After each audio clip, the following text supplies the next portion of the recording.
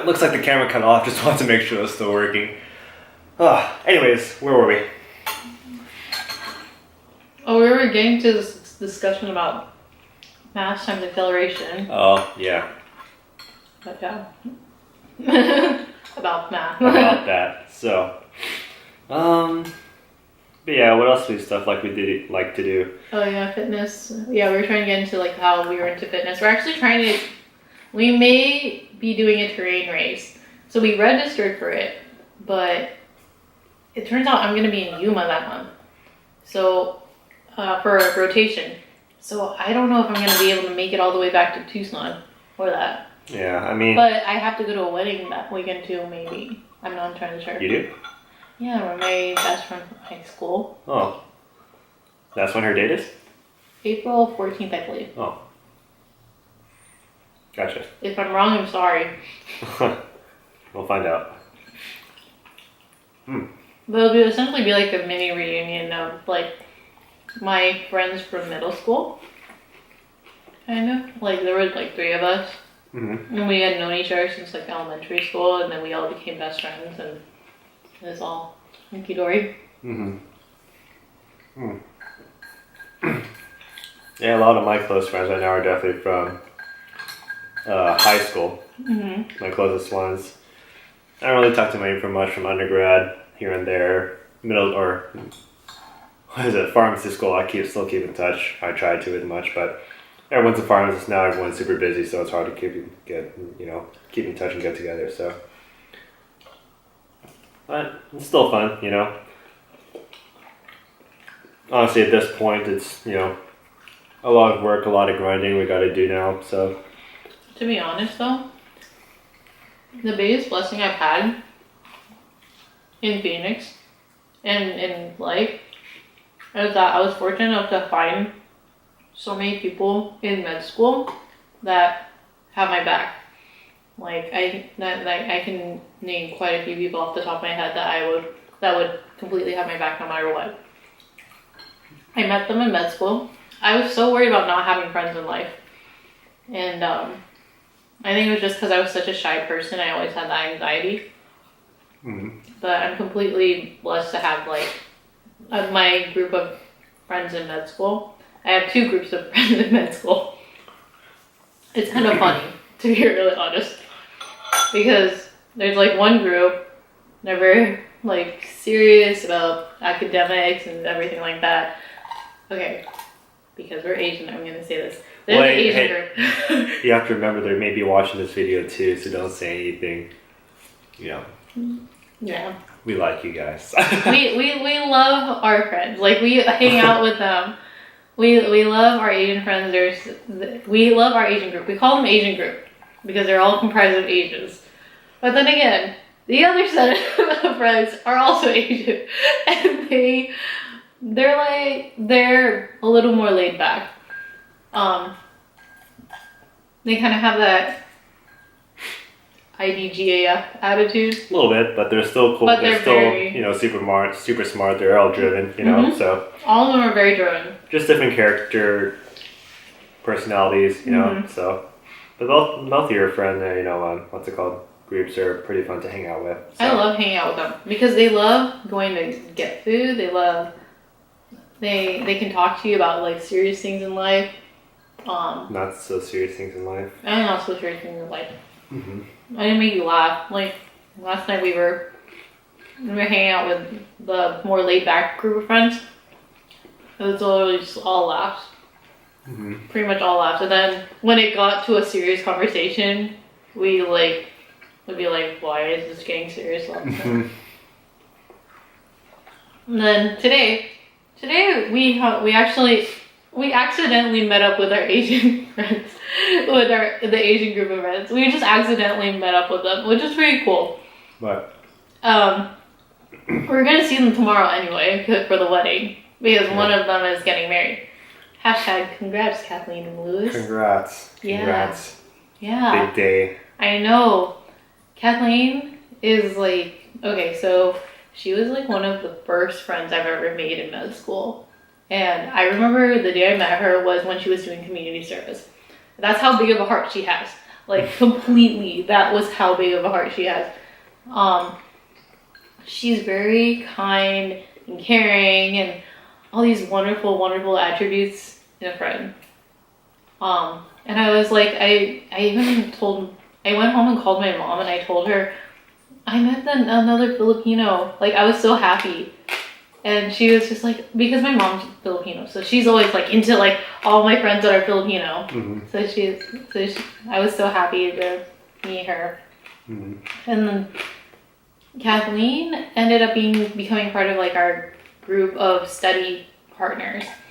And then that's how Asian group was kind of formed.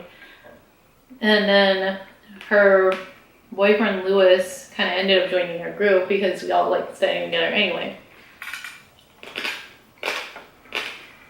So that's how he kind of joined the group. And just getting to know Lewis, I only met him a couple of like times briefly before Asian group had formed. But now he like kind of, he hangs out with us, which I'm really happy about. Yeah. He's a good guy. Everyone has good characteristics which I like about him. So, they're all fun, nice to hang out with, all super intelligent, all driven. So, it's all good. It's funny that they ask you so many questions about pharmacy, like drugs. Well, the thing both is, sides. Both sides. Because, like, I'm trying to learn from you guys is that, it's a lot of things that, like when I was going to Home, which is like a volunteering service back in pharmacy school, it's a collaboration. It's like a small clinic actually it is run by students of all, dental, DO, pharmacy. But you obviously do have preceptors in each category just to make sure you guys don't mess up or make too many big judgment calls. Anyways, the point is, so when I was volunteering, like, it was one night, I think I was our first year, maybe my first quarter or second quarter, where a lot of the DO students pulled me aside when we were working up a patient. They're like, oh, what do you think we should do? We're second year DOs, but we haven't had much or a lot of like pharmacy. And I was like, really? Like, shouldn't you guys be doing that as long as you're going? Just like, yeah, but it's not super enforced. So, but oops, sorry. To really be able to study that, that's sour. It would take a lot of extra time. Med school could easily be 8 years if you were to focus on both just the medical aspect, diagnosis, everything like that, any specialties, on top of the medications you're prescribing. To be able to be a master of both would take much more longer than it is. That's why we have different disciplines. We're checks and balances is basically like the three, branches of the of Congress, basically, so, of our government. Yes, of the White House. And that's how I see a lot of it. Doctors write the prescriptions, they diagnose, make sure everything's okay. Anyone makes mistakes, we pass on to the pharmacist to make sure it's all good. Check out the medications too. Even pharmacists make mistakes too. We have our own checks in there as well. So it's all checks and balances, and you can't necessarily be super master of everything. That's why you have someone else to help you with that, and that's kind of how professions need to work. Sometimes, it's kind of lost in between some, professions. People feel differently about it. There's a little bit of bad blood between professions. I won't go into that now. But it is what it is. In reality, we can have our gripes about other professions medically, but we're all just mainly trying to help the patient. That's really what it's about. We can argue back and forth what we think is right, what we can or can't do, what we should or should not do. But ultimately, if benefits for the patients, if we all come to agreements, that's really what it's about. So at least that's how I feel. Yeah. Hashtag One Health. One Health. Oh. Another thing about me is that working as a pharmacist in a retail setting, it's really hard to eat. So I've actually gotten a lot used to not eating as much.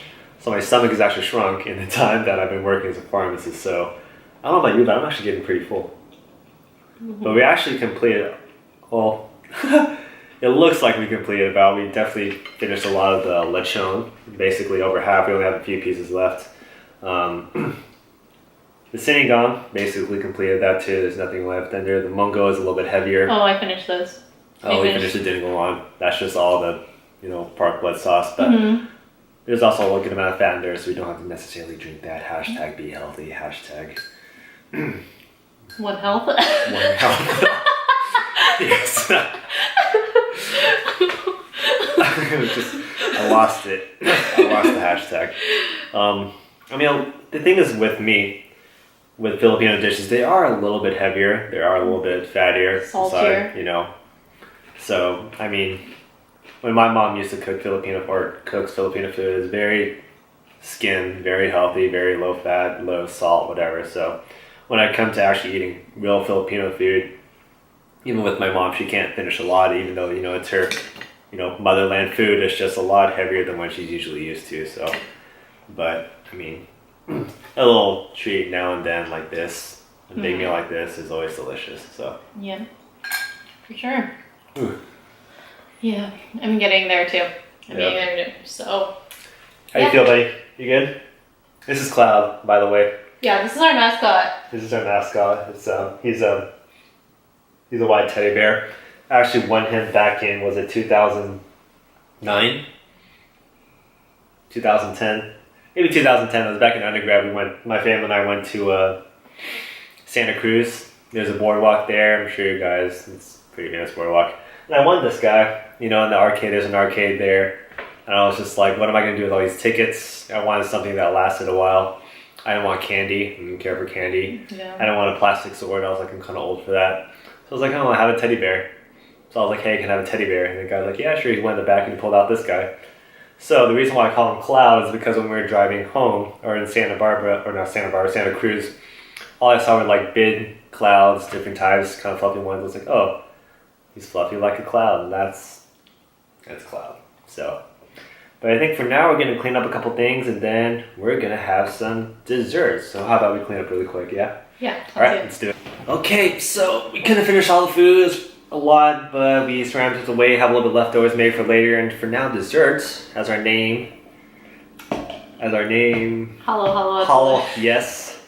Well, I was gonna say something more profound, but that was eluding me. For our namesake. Yes, our namesake. Halo at the Nguyens. We are for dessert having halo, and basically Liz go over what halo is. So halo is essentially Filipino dessert, shaved ice. Has all kinds of goodies in it. I honestly don't know what they put in it, but I know it tastes fantastic. There's like red bean paste here, there's macapuno, pearls, there's jellies, and then the classic ube ice cream on the top with a leche flan. There you go, that little custard right there. It's honestly one of my favorite parts of the gig. Yeah, same. So we're just gonna chow down, enjoy these, kind of wind down. We're about to food coma, so hopefully we can at least finish this. If you guys ever get the chance to try some Filipino food, we highly suggest it. The more culture you get, there are a little bit things that require a bit of a palate, get a bit of a custom to, but I'd say a lot of the foods, anyone can really enjoy and really like it. They're sweet, spicy, tangy, sour. So you guys should definitely try some Filipino food anytime you ever get the chance. Yeah, and thank you for tuning in to our very first mukbang. Well, we hope it's the first of a few or many. Many, yeah. And and if you like it, give us a comment below, give us a like, give us a share, give us a subscribe. We definitely work hard on these videos, and we definitely would love to have you on our channel to just view all our adventures. Definitely. And thank you for continuing on viewing for us. Yeah. So, we'll see you guys next time.